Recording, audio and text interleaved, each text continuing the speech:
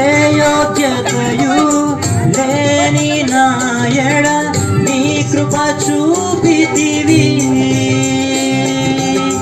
బట్టి పాత్రను మహిమతో నింపి మార్గము నీవైతివి.